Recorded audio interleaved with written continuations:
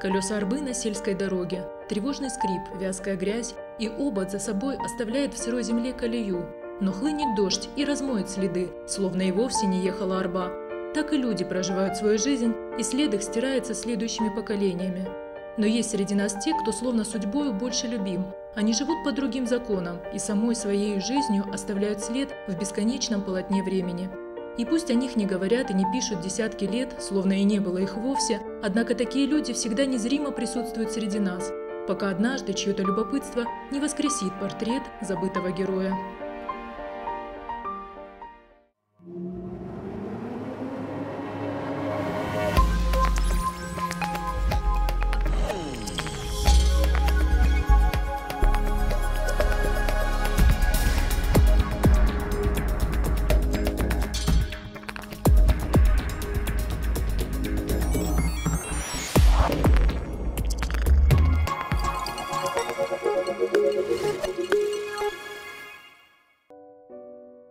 «Он был большим начальником», – говорила бабушка Тимура Карданова, чья мать гордо носила фамилию Авсарагова. Она часто вспоминала своего родственника-революционера. Старшие часто любят приукрашивать свое прошлое. Но Тимуру, как историку, вдруг стало интересно, кем же на самом деле был тот самый герой, о котором так любила вспоминать бабушка. Архивы, обрывки воспоминаний сторожил, и вот перед глазами Тимура Карданова предстает образ человека, который за свою жизнь успел сделать так много, будто прожил их несколько. И стало ему понятно, почему бабушка называла его просто «большой начальник», ведь всех должностей этого героя и не упомнишь. Военный комиссар крепости Ревель, делегат 2-го Всероссийского съезда Совета рабочих и солдатских депутатов, военный комиссар Эстлянской губернии, комиссар 19-й стрелковой дивизии, военный комиссар инженерной обороны Петрограда, заместитель чрезвычайного военного комиссара Мурманского и Беломорского краев, председатель Остинского исполкома, нарком внутренних дел Горской республики, бесстрашный герой революции Дзыга, он же Марк Гаврилович Авсарагов.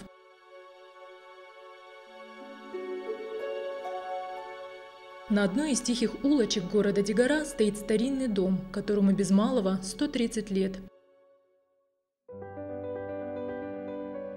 Его архитектура несколько непривычна глазам современников.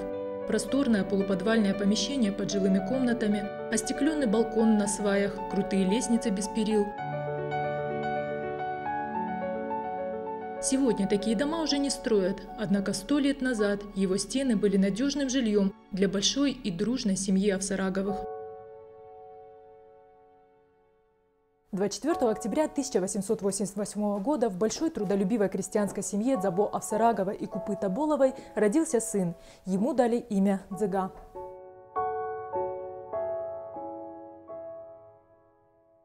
Родители Марка были малограмотными, а потому всем сердцем желали, чтобы сын вышел в люди. Всю прибыль своего частного магазина они вкладывали в его образование, и труды их оказались не напрасными. Церковно-приходская школа селения Христиановского, ныне город Дигара, Владикавказская классическая школа-гимназия, затем Петербургский университет. Марк получил блестящее образование. Еще в годы учебы во Владикавказе Марк Авсарагов успел постичь и первые уроки тернистого пути революционера. Помимо образования в классической школе-гимназии, он успевал посещать кружки по политическому самообразованию. В эти годы он познакомился с революционно настроенной молодежью Осетии. Фамилиями многих ребят сейчас названы улицы города. Среди них Черменбаев, Елбаждыко Бритаев, Казбек Барукаев, Андрей Гостиев и многие другие. В 1906 году в городе на Тереке не существовало еще фракции большевиков. Потому мятежный дух привел Марка Авсарагова в партию эсеров. А когда наш герой оказался в городе на Неве, колыбели всех русских революций, он стал принимать активное участие в студенческих стачках и демонстрациях против царской власти. Это был удивительный, всесторонне развитый человек, яркий представитель молодой остинской интеллигенции начала прошлого века.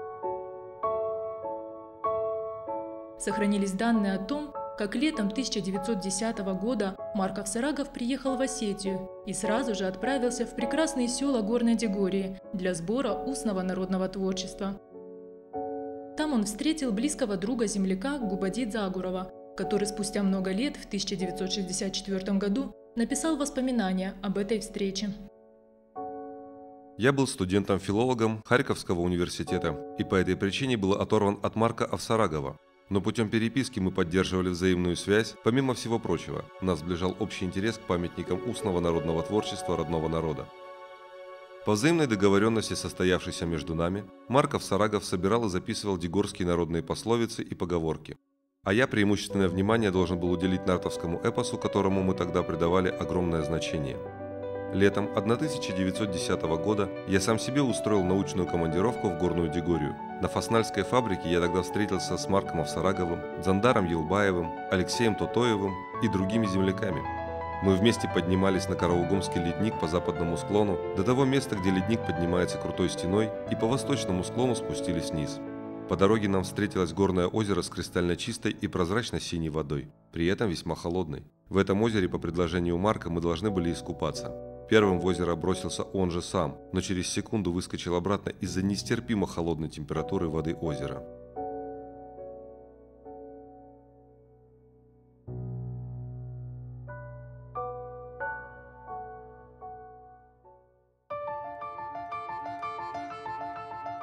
Светлые странички воспоминаний в смутные годы. Марк записал 107 пословиц и поговорок, а также 40 сказок. Такие, как он, люди-созидатели, творцы. Однако жизнь приготовила молодому интеллигенту совсем иное поле для творчества, где кисть – оружие, а краска одна – красная, кровавая. Пока колесо революционной истории лишь набирало ход, семья Марка Авсарагова попала в самый эпицентр иных страстей. Он пытался сохранить остинскую культуру, записывая устное народное творчество, однако мог ли Марк тогда представить, что от той же культуры родного края, точнее пережитка прошлого, в страшной кровавой мести погибнет столько его родственников? Да и сам Марк едва останется жив. Эта история стара как мир. Кровь пролилась из-за женщины. Представителю одной из самых больших и авторитетных фамилий селения Христиановского, Акоеву, нравилась девушка из рода Абаевых, но она предпочла ему представителя маленькой, но гордой фамилии Авсараговых. Акоев затаил на него обиду, думая, как бы отомстить. Осень 1910 года. Колесо арбы на сельской дороге, тревожный скрип, вязкая грязь и обод за собой оставляет в сырой земле колею. Как-то Акоев здесь вез на арбе кукурузу и нечаянно или специально сделал, но он заехал и поломал ступеньку Авсараговых. Авсараговы, мужчины, они дома были, но невеста, которая здесь была, вышла и видит, что Акоев не то, что не остановился, а дальше поехал. И она, зашла в дом и начала кричать, по-дегорски, «Цейлактай, тортобулак, ота гиришку каунца». И вышли, из-за этого уже началось все это. Там несколько человек было убито. Нелепая случайность или преднамеренное оскорбление. Так или иначе, данный факт мог бы остаться незамеченным, можно было бы закрыть на него глаза, и столько людей остались бы живы. Однако история не терпит сослагательного наклонения. У входа в дом сохранились те самые ступени, о которые ударилась арба, ступени, которые привели к жестокой кровавой мести. Тяжелые каменные ступени, в одном месте виднеется небольшой скол. Возможно, именно здесь ударилось колесо арбы Акоева, заложив трещину непонимания между двумя фамилиями на долгие 11 лет. Долгие 11 лет продолжалась череда убийств, нелепая причина, нелепые смерти. Но если колесо мести набрало обороты, его уже не остановить. Марк Авсарагов, далекий от диких традиций прошлого, вынужден был покинуть республику. Он не мог понять адатов, которые призывали к мщению. Ведь обе фамилии всегда жили дружно и имели кровные родственные узы.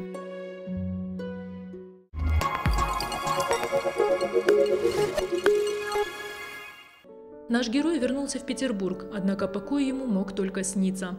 Казалось бы, только окончил университет, и можно было работать, но как военно обязанного Марка мобилизовали в царскую армию и направили в крепость Ревель.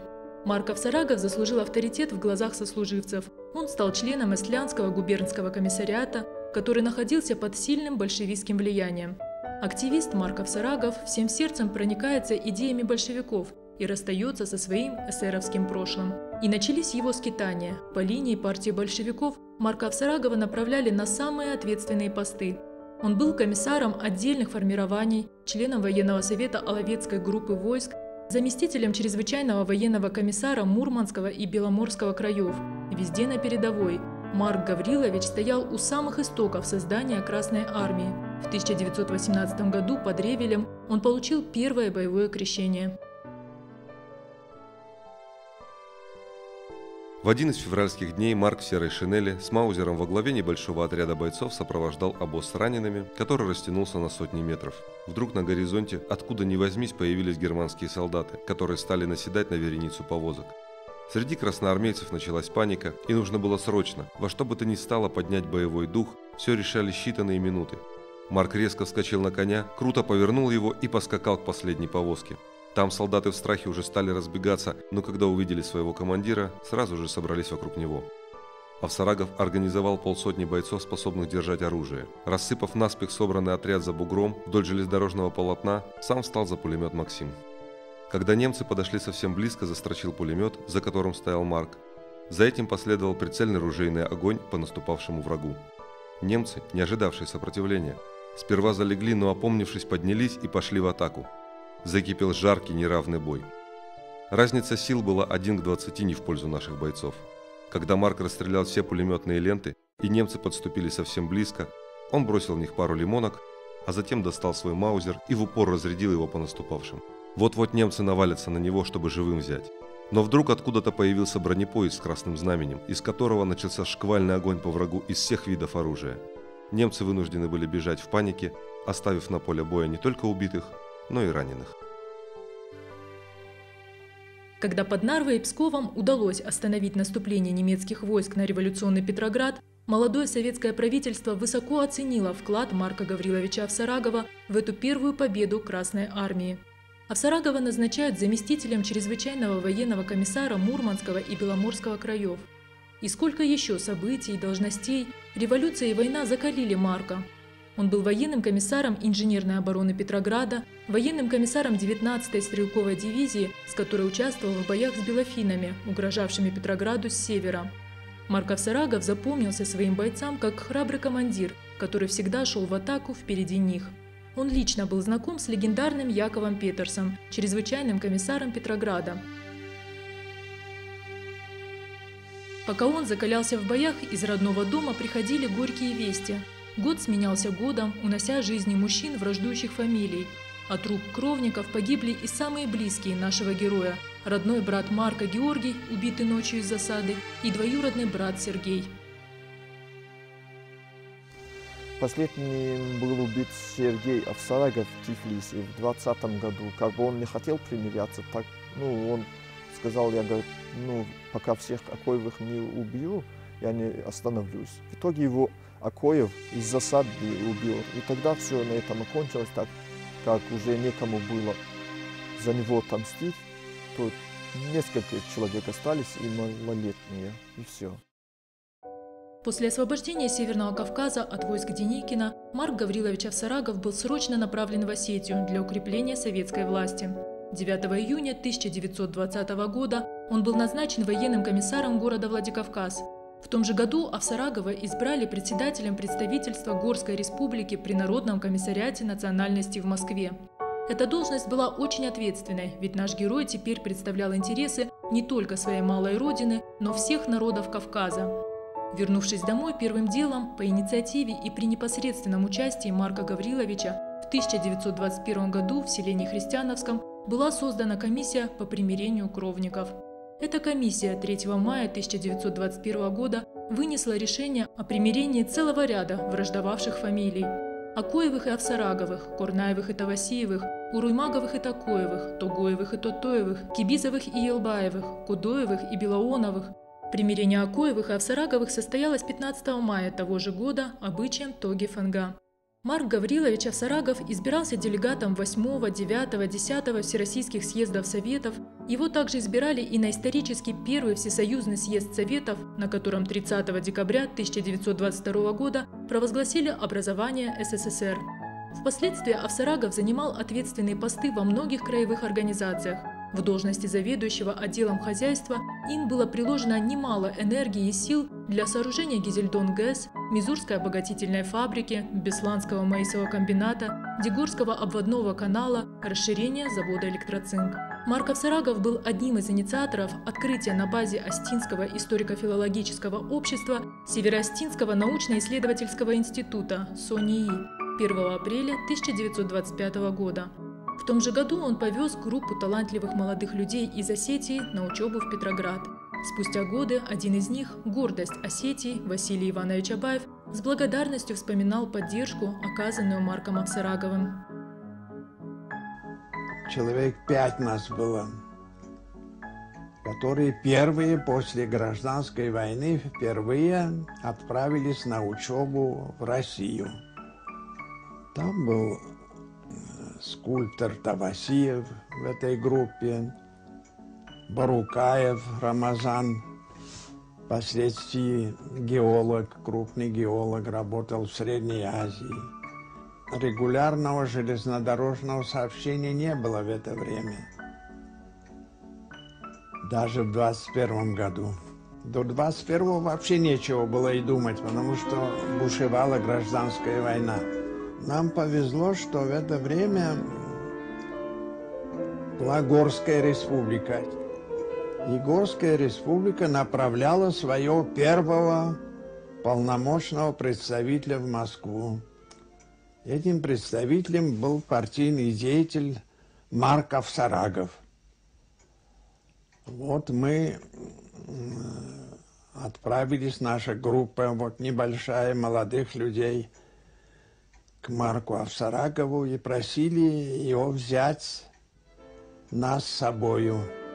Он охотно согласился, и нам дали салон-вагон роскошный.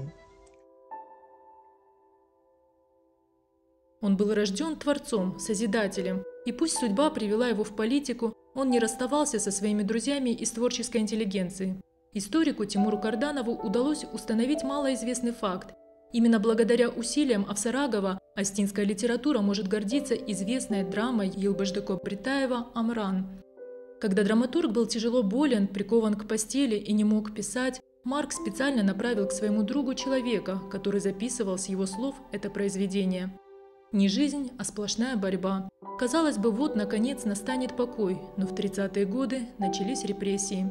Сначала Авсарагова понизили в должности, избрав секретарем Иравского райкома партии, а тут и подорванное в революционные годы здоровье стало шалить. Затем Марка Авсарагова и вовсе исключили из партии с грубейшими нарушениями требований устава. Как-то быстро забылись заслуги этого необыкновенного человека, которого к тому времени приковала к постели тяжелая неизлечимая болезнь. Такая яркая жизнь, такой грустный финал. Его не стало 5 июня 1937 года. И вот стоит дом, которому в следующем году будет 130 лет. Семья Авсараговых покинула его еще во время кровной мести, так как на этой улице жило много Акоевых. Сейчас во дворе этого дома стоит уже другая постройка. Здесь живет Зина Савоева. Ей всегда нравился старый дом, но сейчас в нем никто не живет. Она с трудом взбирается по крутой лестнице, вспоминая молодые годы, когда молодой невесткой суетилась здесь по хозяйству. Фацардан 50 лет отсюда им обитил был. Ма рамарды, малак рамарды, обитил рамарды, дедушка рамарды, никого не остался, один я, и все. Эндринчи разун, ачхаджар был бачижун. Чиди фацартен хеуй, резамары, манатаса помазат кутун. Рапсная, бавсная сукутун, ма нурба саманабалискистен, ма вид плохой. Не можем, уже никто ничего не может здесь делать. Безусловно, Марк Авсарагов – выдающийся человек. Он послужил родине на славу, но почему же его забыли? У историка Тимура Карданова, который буквально по крупицам собрал весь материал о жизни Марка Авсарагова, есть на этот счет своя версия. Здесь можно было бы сделать музей, как вот музей имени Цаголова, но некому было, фамилия очень маленькая. В Ардоне еще есть несколько домов, а в Дигаре их не осталось. И некому было даже вот с инициативой выступить. Как историк я хочу обратиться ко всем, у кого еще сохранились такие дома, вот к администрациям, так как их надо сохранять. Это история, этому дому уже, можно сказать, в следующем году будет 130 лет. А в республике их единицы сохранились в сельских местностях. Все, что здесь есть, эта ценность составляет большую.